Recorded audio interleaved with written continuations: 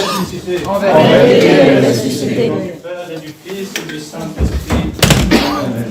Chers frères et sœurs, nous venons d'entendre ce passage de l'Évangile qui attend d'enseignement. En effet, nous voyons dès le début que, en fait, les disciples déjà se réunissaient le dimanche et qu'il y a eu cette importance qui était là de célébrer ce jour-là justement l'Eucharistie, toute cette joie, tout cet espoir de la résurrection de notre Seigneur Jésus-Christ. Et c'est pour cela que nous avons cette tradition, que nous gardons cette tradition de célébrer chaque dimanche cette liturgie. Mais justement, les disciples nous montrent que ce n'est pas juste de prendre 1 heure, 2 heures de temps le dimanche matin, mais c'est de vivre cette journée exprès pour Dieu, que c'est ce jour de repos où nous mettons de côté tout ce qui nous préoccupe pour nous concentrer à travers la prière, à travers la liturgie, à travers les lectures. Et justement, le dimanche devrait être complètement consacré à Dieu. Et que ce jour-là, finalement, puisse nourrir les autres jours de la semaine.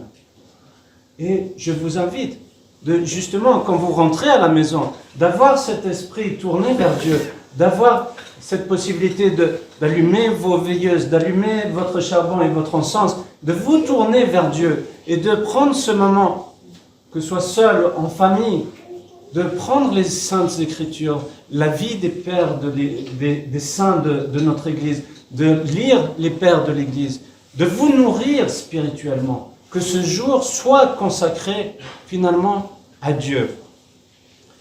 Et nous voyons ce passage de l'Évangile si fort, où le Christ, à sa résurrection, va aller vers ses disciples. Et la première chose qu'il dit, c'est que la paix soit avec vous. Et c'est ça que nous avons à rechercher. C'est cette paix, pas n'importe quelle paix, la paix intérieure. Ça veut dire que la vraie paix, c'est à partir du moment où nous arrivons à faire cette place à Dieu, de lui laisser cette place dans notre cœur, de le laisser agir en nous. Oh, combien de personnes sont dans cette agitation. C'est vrai, le monde fait que nous sommes dans cette agitation. L'autre jour, je me disais, mais c'est fou comme tout est fait pour nous déconcentrer de Dieu. En effet, vous faites vos courses, il y a toujours une certaine musique. Il n'y a pas de silence. Et pour trouver Dieu, nous avons à trouver ce silence, à être dans ce silence. Ézéchiel, être dans ce silence pour justement vivre pleinement avec Dieu. Et si nous le laissons rentrer en nous, oh, qu'est-ce qu'il y a à faire de ménage dans notre cœur pour justement le laisser dans notre cœur, pour le laisser rentrer et le garder en nous. Nous pensons toujours que c'est les autres. Ah, celui-là est turbulent, celui-là fait ci et celui-là. Non, regardons à l'intérieur de nous-mêmes. Regardons l'état de notre âme. Et voyons que, en fait, nous ne lui laissons pas cette place en nous. Alors, essayons, par justement ce silence, par cette volonté de nous tourner vers lui, de le laisser rentrer en nous et de le garder.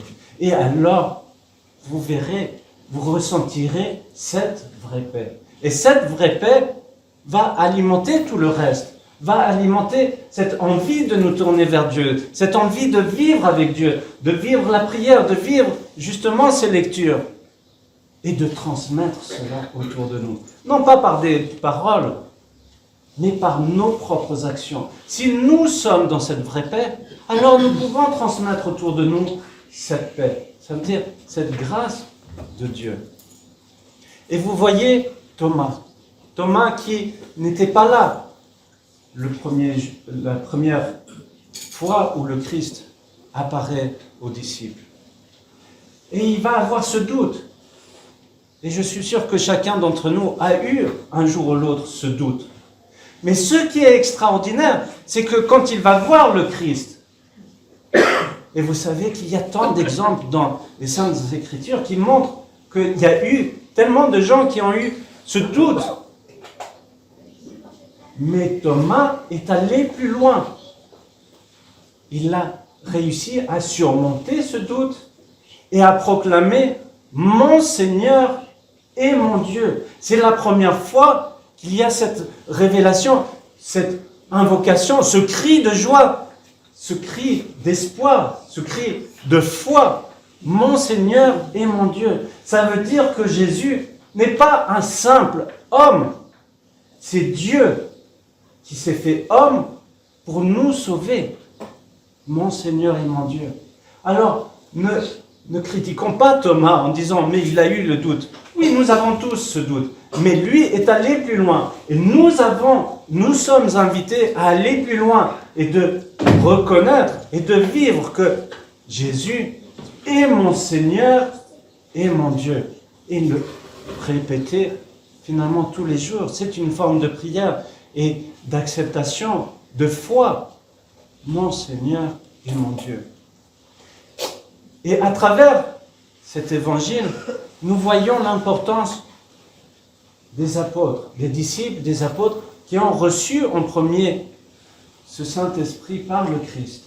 Et que par les apôtres, nous avons la possibilité d'avoir justement cette possibilité de recevoir le Saint-Esprit et de vivre cette rémission des péchés. Et c'est là que nous voyons l'importance des ministres, à la suite des apôtres, des évêques. Et des évêques, ce sont les prêtres qui représentent les évêques, qui sont comme des vicaires, et qui sont là pour justement transmettre ce souffle du Saint-Esprit. Et que vous pouvez aller vers ces ministres pour recevoir justement cette grâce du pardon. Et que la confession est une possibilité justement de nous retourner vers Dieu, de faire ménage dans notre cœur pour laisser Dieu agir en nous. Alors n'ayez pas peur, allez avec joie. Comme disent les pères, par la confession. Il ne faut plus avoir cette culpabilité. C'est au moment du péché qu'il faut avoir cette culpabilité, mais pas au moment où on vient vers Dieu pour recevoir la grâce du pardon à travers ces ministres. Alors, chers frères et sœurs, nous sommes encouragés à travers cette première lecture de l'Évangile du premier dimanche après Pâques.